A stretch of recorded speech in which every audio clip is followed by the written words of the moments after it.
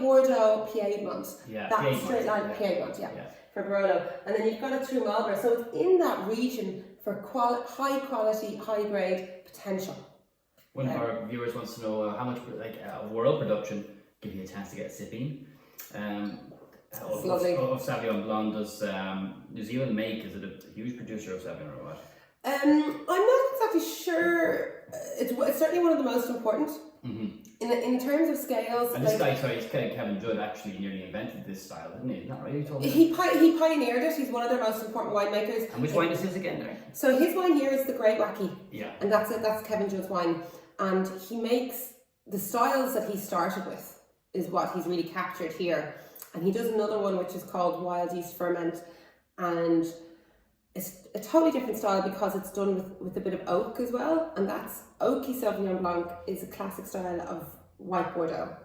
That's what that is. Okay. And so he pioneered this style that was called Cocoa out of the Cloudy Bay range. When I was in Hong Kong, if I ever got a parcel in, I used to get 240 bottles in at a time, and they'd be gone by the end of the day. It was like straight out because it's so hard to get. And actually, interestingly, so we have two Mahi wines. Last week on Friday evening, we did Chardonnay, and one of the Chardonnays we had was this particular one. That's the reason why it's open today. And I can't remember who dialed who, but it was like a drunken butt dial. And we ended up at about 11 o'clock on Friday evening talking to the winemaker in New Zealand at 11 o'clock on Saturday morning, going, blah, blah, blah, we love it. But so we're now doing New Zealand wines, and it's why we opened the Chardonnay, because it's such a nice wine. And God bless the winemaker, he entertained us for about half an hour, talking complete nonsense and being really excitable. So the Chardonnay that we have here, like what we discussed when we were talking about Chablis last week in Chardonnay, this is done in barriques. French barriques, and if you remember, we were discussing French oak. It's that nutty, savoury style. So what we have in this Mahi, so it's Twin Valleys, so it's like a unique parcel vineyard, is nutty, savoury. There's loads of acidity. It's really crisp. Oh, it's just gorgeous. Now I actually feel like it'd be lovely with a bowl of toasted almonds or something, wouldn't it, cameraman? Yeah, it'd be nice. It'd just be nice with crisps. No. Samosas. But just a little platter. In general. Yeah, like nuts and cheese and some light salami would be lovely. And so his Sauvignon Blanc actually, which is really interesting. Move that away closer to me, Mr. Cameraman. The Sauvignon Blanc is done in a little bit of oak, but not in a way where the wine tastes oaky. What it does is it's only a tiny portion. And what that little bit of oak does in Sauvignon Blanc is gives it a little bit of structure. So it's oak not for flavour, but oak for structure. And that's a really good winemakers tend to do that. Another interesting note on the back of this bottle is that it says that this bottle contains 8 standard drinks. Whose standard is that? I don't know what the New Zealand standard is, because I know they actually like drinking quite a lot. But apparently there's 8 standard drinks in this guy. Maeve from last week, Maeve, it's having it with pizza and it's heaven. Oh, it's just heaven. I'm delighted you got your wine. It only took 7 days.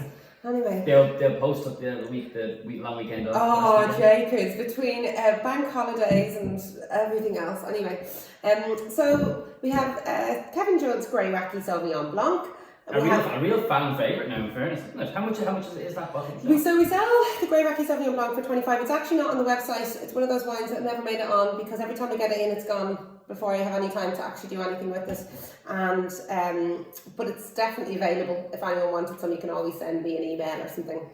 I endeavour to get it up there, like a lot of things. The to-do list grows, it doesn't shrink. So then we have another style, which is one with a little bit of oak in it, so you've got a little bit of structure. It's beautiful. For me, this is a little bit more savoury and mellow, whereas Grey Wacky is just this big, generous glass of juiciness. It's quite nice now, in fairness, isn't it? It's very refreshing. Yeah, we'll have to have another taste of it at some point.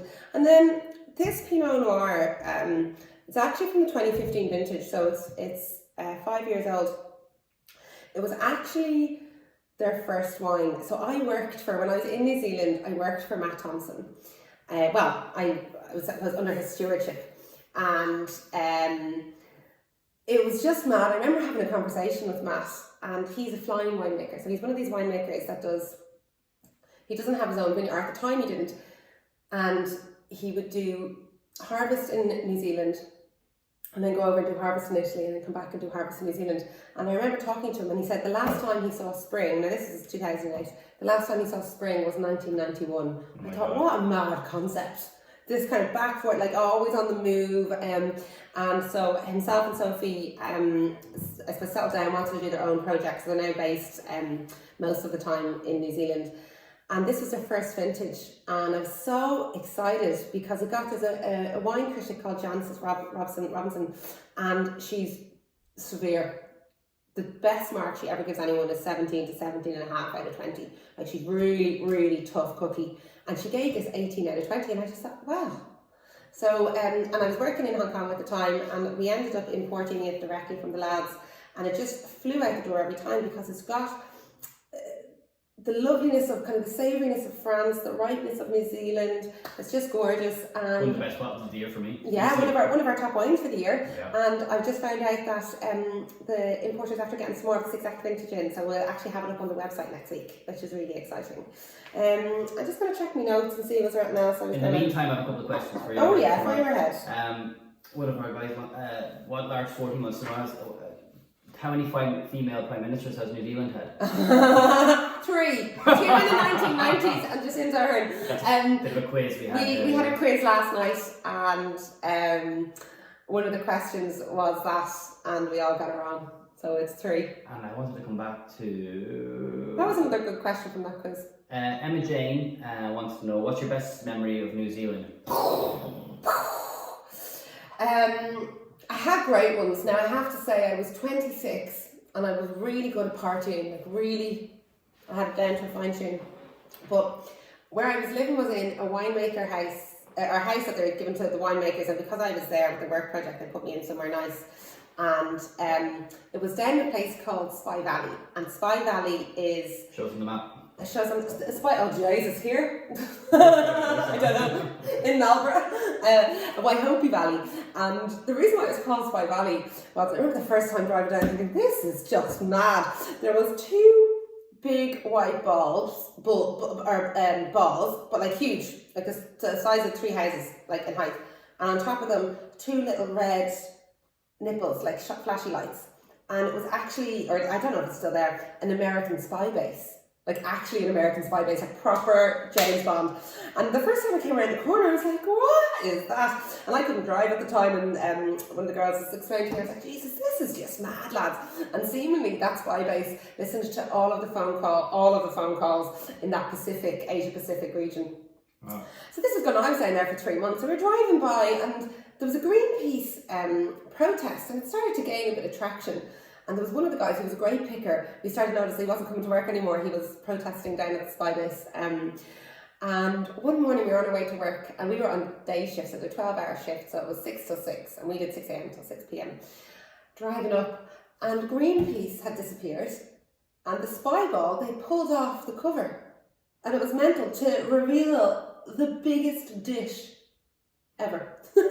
and even by the time I left, I think it was maybe like 3 weeks later that I left, they still hadn't covered up the boob, but it did look like these 2 giant boobs driving through the valley. It was a bit of crack now. Another one, I exploded a tank. So my job was, I used to, so it was a contract winery, and my job was to inoculate the juice to get the yeasts going, so that they'd ferment. And it's so funny now, we make fresh bread at that time, and I didn't realise actually the smell I like in my mind I associate with wineries is actually yeast, because when you're warming up the yeast to do the bread. But that was my job, was to look after all the ferments. And there's a hole in the bottom of the tank, so you've got these tanks, so big tall steel things, and there's a little gas cylinder that you can, if you needed to inject something into the bottom.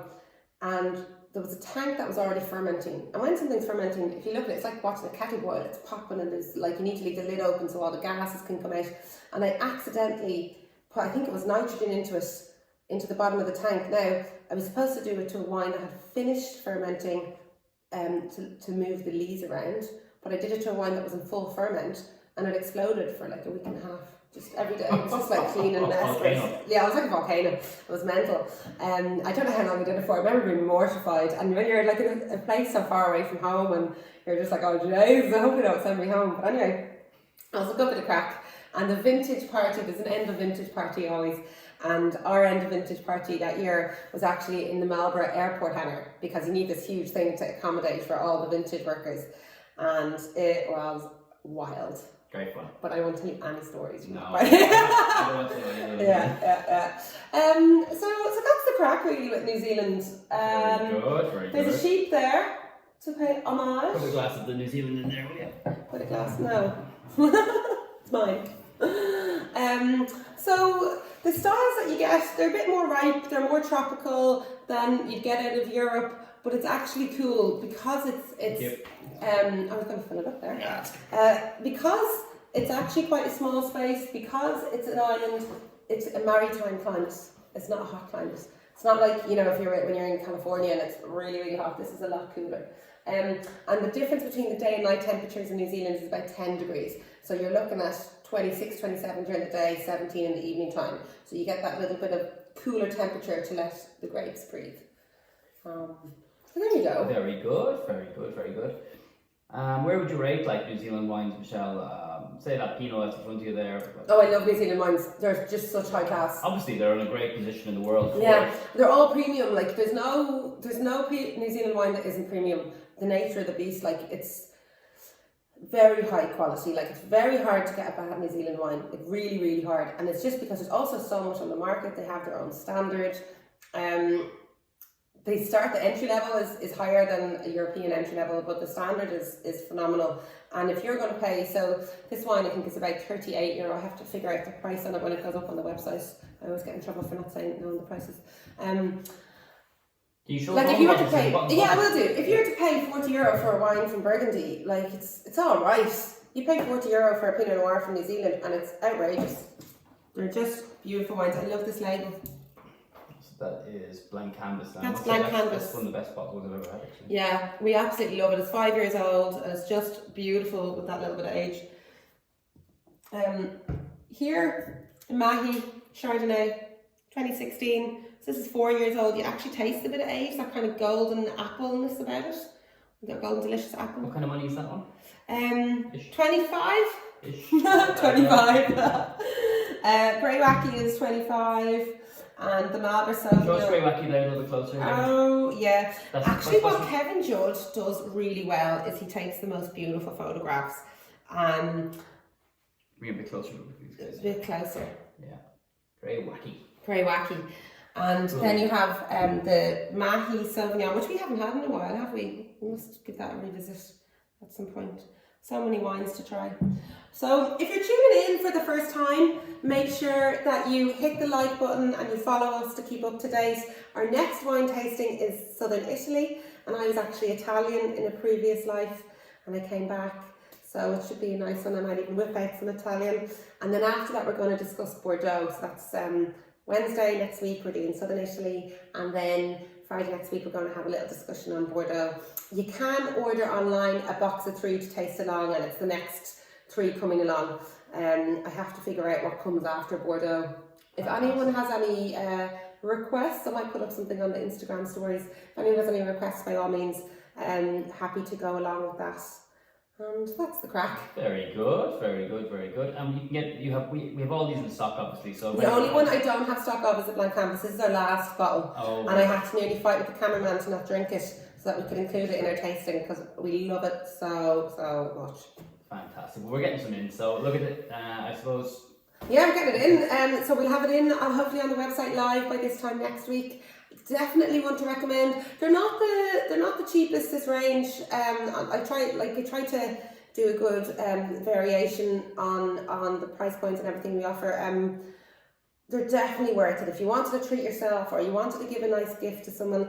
And if anyone, we've actually noticed loads of gifts coming in the website over the last week. If anyone do want to order a gift, I include a bottle opener and a nice card if you're sending something off, because I know now a lot of people are having solo birthdays, so it's nice to give something to drink along with. Absolutely. So that's everything for this evening. Happy Friday. Happy Friday, everyone. And we're going to go and watch MasterChef and see who the winner is. Yeah, the old British one. Yeah, the British one. Cheers. Cheers.